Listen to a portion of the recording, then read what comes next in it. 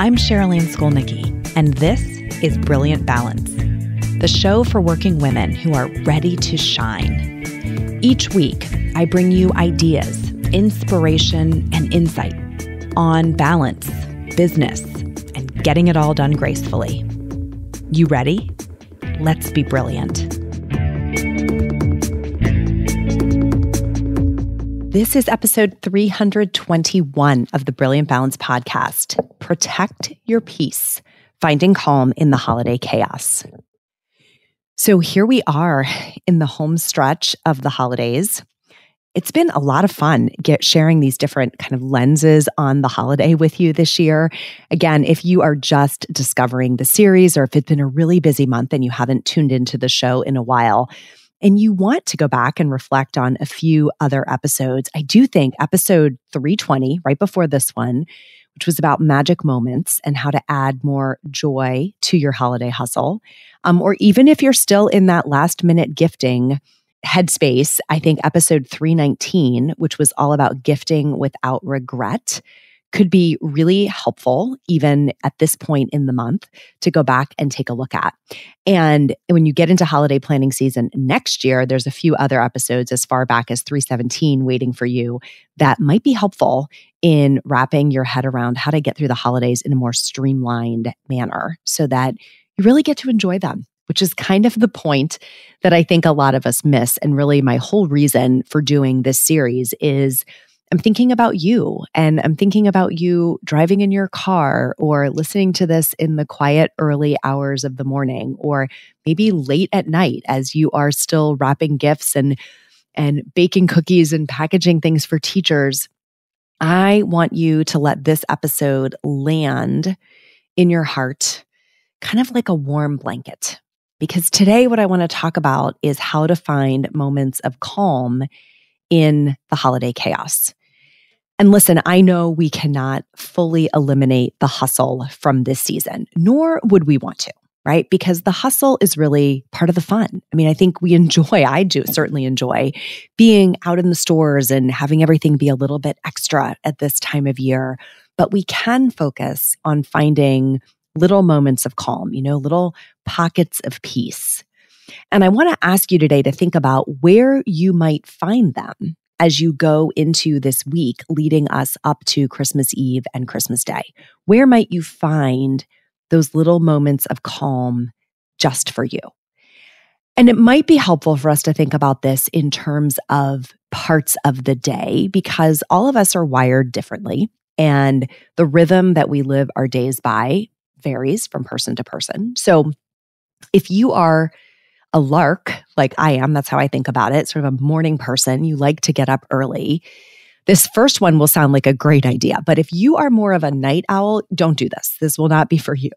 So perhaps you're someone who, like me, gets up before everyone else. Maybe it's still dark outside. That is a beautiful opportunity for you to have a little bit of time alone.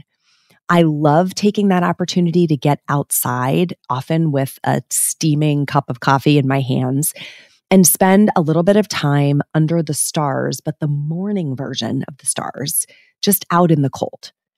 It is centering and clarifying to be in that cold air hitting your face and just to be under that blanket of stars.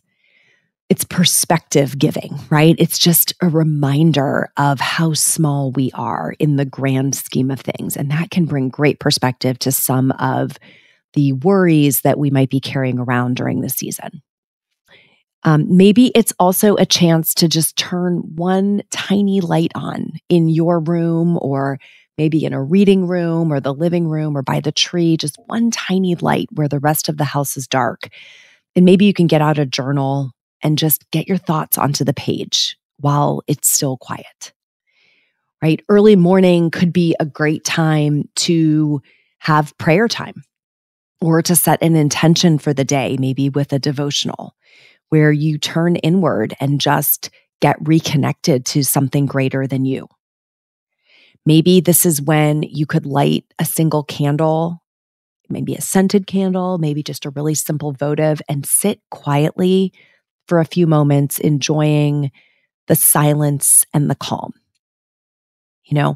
If you're a coffee drinker like I am, or a tea drinker like I know you might be, maybe this is a chance for that first precious cup of coffee that you've been looking forward to. And you can really just wrap your hands around that warm mug and take a few deep breaths, just you by yourself, trying to gather your thoughts and your energy and settle into that quiet sense of calm.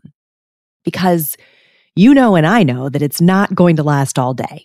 It's not practical for that to last all day, especially if you are in a chapter of life where there's a lot of activity in your house and you have family there and you have children and pets and there's noise and there's laughter. I mean, those are great times. I love having a house that's just full of energy, but I also want you to give yourself these moments of calm. Because while this is, stereotypically the most wonderful time of the year, it also can be the most stressful and the most chaotic unless we reclaim some of these moments for ourselves. And they really do exist. They're tiny, but they're sort of magnified when we bring our focus to them. Now, maybe the early morning doesn't work for you because, I don't know, you have babies that wake you up before you're even ready to get out of bed. And that's your wake-up call. Or you work a really early shift. Or maybe you're just not a morning person. So I want you to think about a second opportunity, which is the midday break. Hi, it's Cherylanne. Thanks for listening. Did you know that the ideas I share on this show are things I also can help you implement? If you want me in your corner helping you find more time for what fills you up, go to brilliant-balance.com/schedule and sign up for a free exploratory call. Give yourself this time. You'll be so glad you did. Now, you may have heard me talk about tea time, the origin story of tea time. It's a little ritual that I started back when I was working in my corporate life of taking a few moments in the middle of the afternoon to literally just put on a teapot, right? Or if I was in the office, it was sticking a mug in the microwave to let that water come to a boil and brew a cup of tea, right? It could be a metaphor. I mean, this works as a ritual with absolutely any beverage. So you could go get a sparkling water, right? Anything you want to do, take a minute to have a little midday respite from all the noise, where you can just kind of bring the energy down a little bit and really find that little pocket of peace that's just there for you. Maybe you find a 5-minute meditation that you can do in the middle of the afternoon, and you just steal away to a room where no one else is and open up your iPhone and just follow along for 5 minutes of breathing and mindfulness. These are on every app, right? There's so many places to go find a 5-minute meditation. I have one on my site. If you go to brilliant-balance.com and go to the free resources page, there's a 5-minute meditation you can download. Maybe if you're really lucky during the season, you'll get a snowfall and you can just watch the snowflakes falling outside your window, just doing nothing but that for a few moments. So that midday break, whether it's tea time, whether it's a meditation, whether it's just a moment of quiet, allows you to bring your energy back to yourself because it's getting dissipated, right, to everyone else's needs and to the chaos and the emails and the packages arriving. It's just the chance to gather all that energy back inside yourself for you so that you can decide how you want to use it. And honestly, if those don't work, the whole day is going by, morning has passed, midday has passed, and you're like, great, I got 0 moments of peace today. You could think about an end of day wind down. So I've taught frequently about the wind down ritual at the end of the day, but finding a moment as the night falls, right, as the sun sets, where maybe you light the fireplace and you watch those flames flicker in the fireplace. Or maybe if you don't have a fireplace or you don't want to mess with that, you light a few candles or you keep the lights on, the lamps dim. You just allow that different lighting to bring a sense of calm.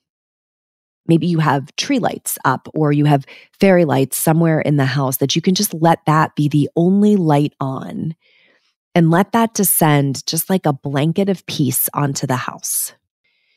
You can shift the whole energy in the house with lighting, y'all. Just turning off the big lights, getting anything fluorescent out of there and just using those tiny small lights, dim lighting in the house in the evening. Or maybe if you didn't do it in the morning, this is another opportunity to step outside at night and just look up at the stars. And remember that we are part of something much, much bigger than the chaos in our homes, right? These moments, these are the ones that I want you to think about collecting like snowflakes throughout this season, just helping you navigate from moment to moment with a little more grace, a little more ease, a little more delight. And in that spirit that I know you want to be in, if you hear yourself snapping, just being short and frustrated, and you know that that's not how you want to feel, that is not the energy you want to bring into the environment, right? It's not what you want to give to the people around you. Maybe that's your signal. That's your clue to go find a moment of calm, a little pocket of peace. And this is how you can come back to yourself when you need to get regrouped and remember why it is that we're doing all of this, right? Why are we in the middle of all this activity? Who is this for? And let's agree that we're not going to give in to the frenzy this year, that we're not going to let this be a year where we get swept up in all the chaos to the point where it really robs us of the meaning, the joy, the peace of this season. This is such a precious time to hopefully be winding down our work and ready to get away from the demands of our everyday lives for just a little bit and gather with our people. And if we can give the holidays a chance to shine that soft light on us as we go find these moments of calm in the midst of all the chaos together, we're going to be able to really savor this season. And that's my wish for you as you go through this week of jubilant anticipation. To stay connected to this energy that will keep you buoyant throughout these final days of preparations. And as you settle into fully enjoying the holiday experience with your family and with your friends and with your people, I hope that you carry that with you into that experience. So just settle in to the goodness that is available and in store for you. There is, I promise, plenty of time for looking forward, right? For thinking about the new year and for building plans and, heading into kind of the season of resolutions. But this is the time to be fully in the present moment. Give yourself that gift. Have a brilliant holiday. I will see you next week. And until then, let's be brilliant.